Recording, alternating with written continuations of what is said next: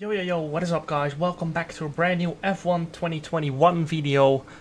Today I'm gonna be showing my settings on F1 2021. Of course, last time I did this was on 2020, so quite a bit of things have changed. Obviously, I have a different wheel now. First off, the assist, that's really personal, as you guys might know, so I drive all assist off. Pretty simple. Time trial settings and rules and flags is just depends on the session, so I'm not going to go into that. Same for simulation settings. Camera settings have changed a lot this year, as basically all the numbers have changed. So angle used to be like in degrees, and now it's on -20, or like it's just a random number. So it's -20 now. As there's a bike driving by. Anyway, back to the video. Field of view is -10. I'm on TV pod, by the way. Some drivers like to use TV pod offset and then change it with the lateral movement, but I like to use TV pod as I just prefer this field of view. So field of view -10, offset lateral 0, obviously, as I want my car to be in the middle of the screen.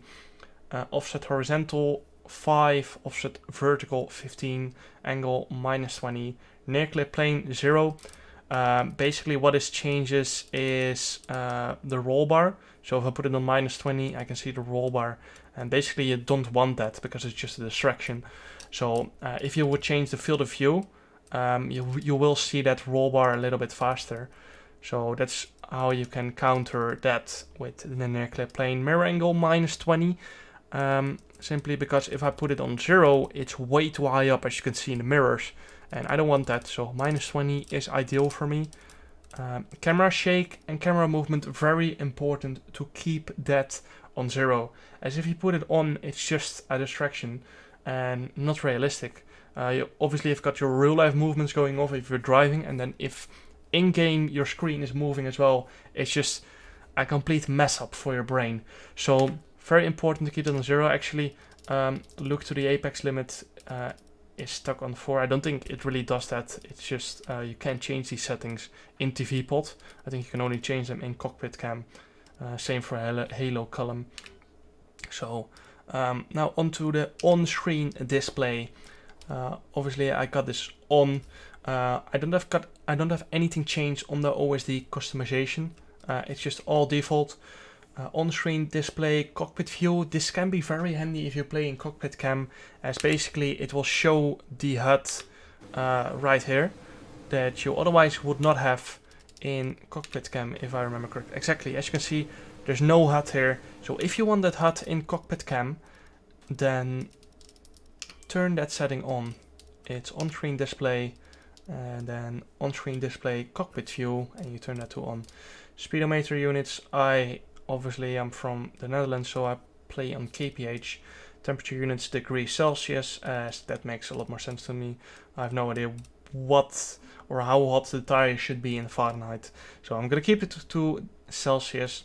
Full track map, very handy for me personally, as I like to know where everyone else is on track, to know how fast I need to do my outlap, to have no traffic on my push lap, for example.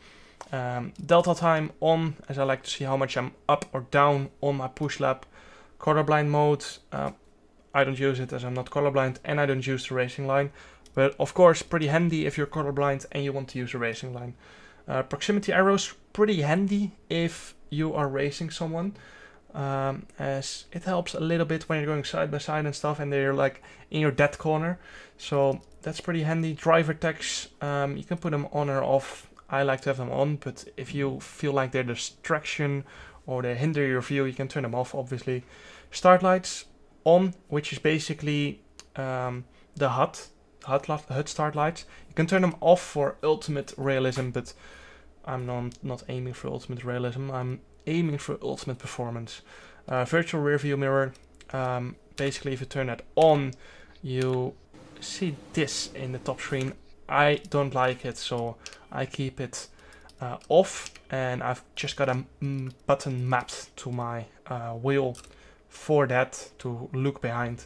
Permanent session timer, very handy to have this on, as if you're planning your runs in qualifying, let's say I'm on my in-lap with 14 minutes to go, I know I can calm down and still do 3 push laps around Melbourne, for example. I only have 12 minute 30 remaining. I need to rush on my in-lap to make those 3 more push laps. Depends on the circuit, of course. But yeah, if you turn this off, then you can only see this pop up with the final 5 minutes. And I like to know how much time I have remaining in the full session, of course.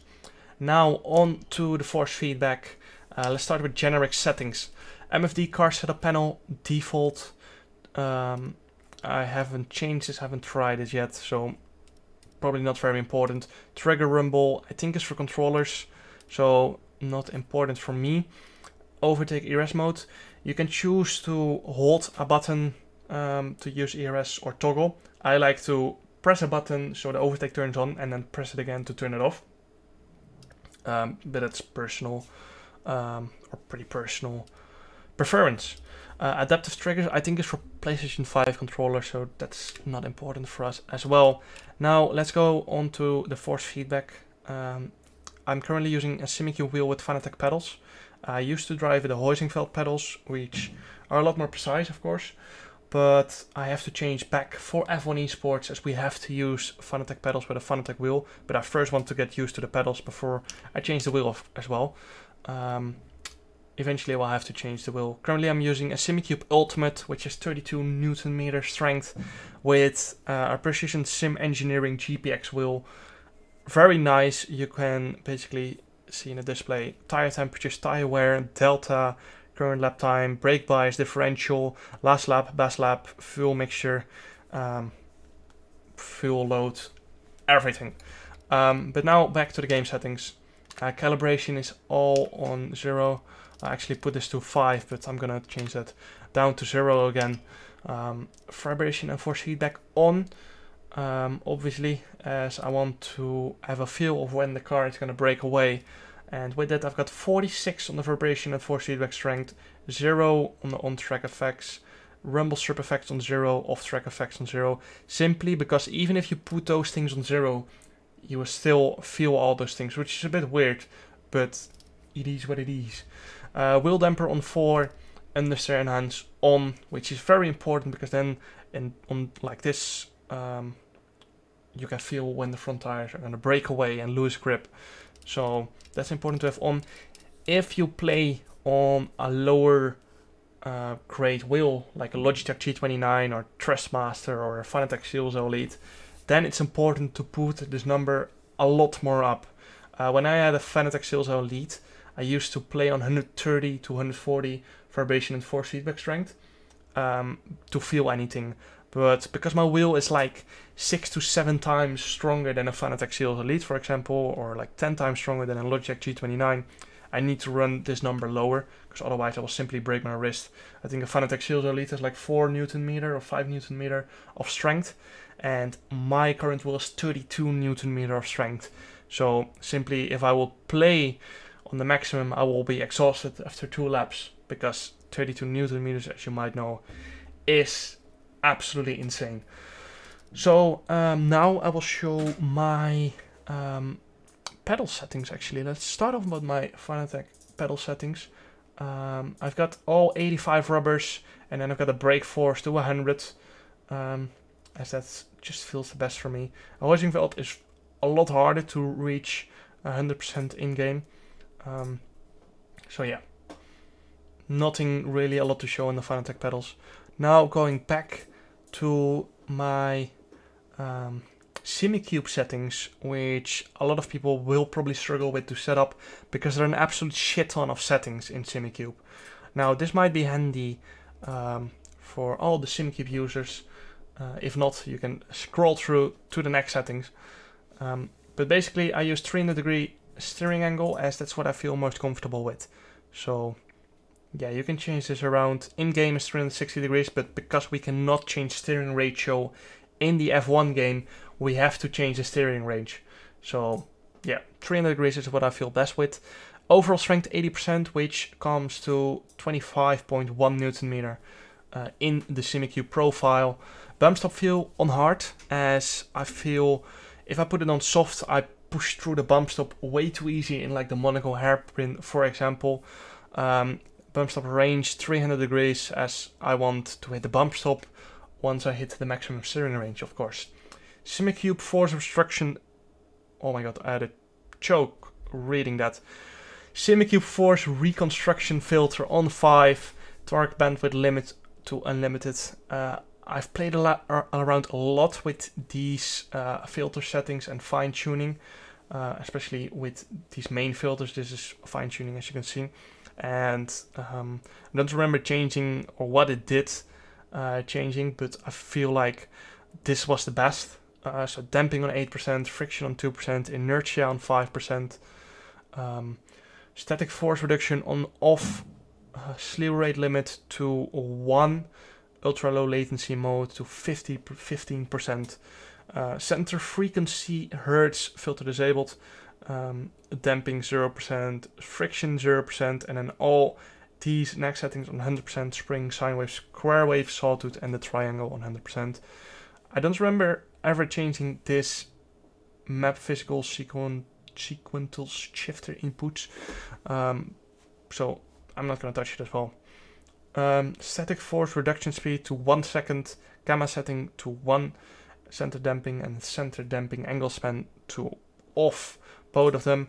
Then these settings, don't remember changing them, but audible notifications enabled, torque clipping notifications off, center strength off, hand off, detection sensitivity low, resonance reduction checked, and then these USB settings off. And I think that's all for the Simucube settings. Now on to the last few F1 settings. I've got a lot of shortcuts and all this stuff, but you need to have the exact same Precision Sim Engineering wheel for that. So I'm not going to show that. Graphic settings, a pretty important one as well, of course.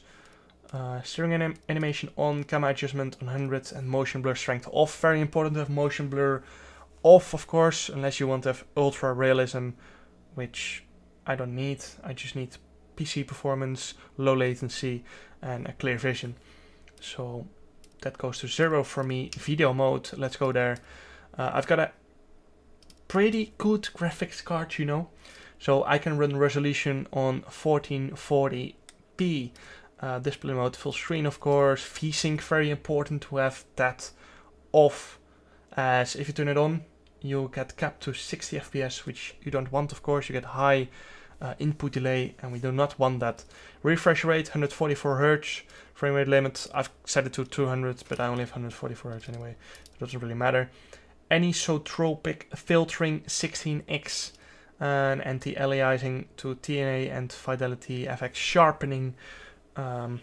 As I feel like putting these to the max don't really lose you FPS or input delay or anything, so it helps with the vision, it improves how the game looks, and you don't really lose any PC performance with it. I've currently got the detail preset, oh my god, I had a choke reading that again, detail preset to ultra high, as I like to have like nice graphics for my career mode episodes, and my PC can handle this anyway. I still got around 200 FPS playing like this. I think even more than 200 FPS on the ultra high settings. HDR is not supported by my monitor, I think so just gonna keep it on off. Not sure what it does, or well, it shows here what it does, but I've never tried it myself. So on to the audio settings. Master volume, I've got that set to 4, so I don't have to change my Streamlab settings to lower. So that's basically just set to my Streamlab settings. And then all of these on 10. Nighttime mode off.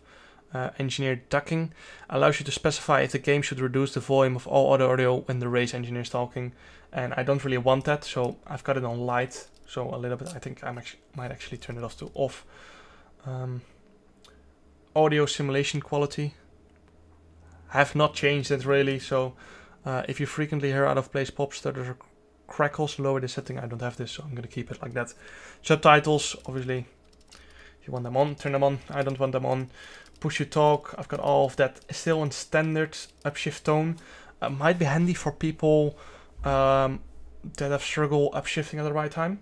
So basically what it does is you can hear like a little tone when you have to upshift. So actually real F1 drivers have this, or at least when I drove in a real F1 simulator, we had this feature as well, and I'm pretty sure real F1 drivers have this as well.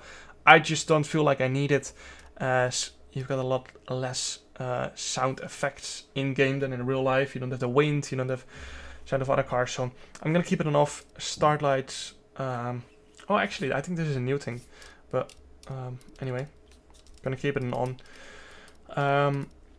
One thing I did change was radio verbosity to responses only, as I don't want to have Jeff talk shit all the time to me.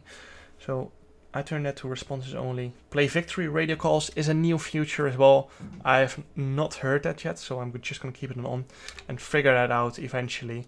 Telemetry settings all set to off, of course, as I'm not recording any telemetry. So yeah, Tobii eye tracking, I think, is if you want to track your eyes and have that on screen and stuff, but I don't want that, or I don't use that, so I don't need it. So yeah, as you can see, that were all settings I could go through. The settings menu has changed quite a lot since last game, so I hope I guided you guys through this pretty well. Hope you guys got something from this settings video. Hope I learned you guys something. Make sure to like and subscribe if you did so, and see you guys next video. Ciao!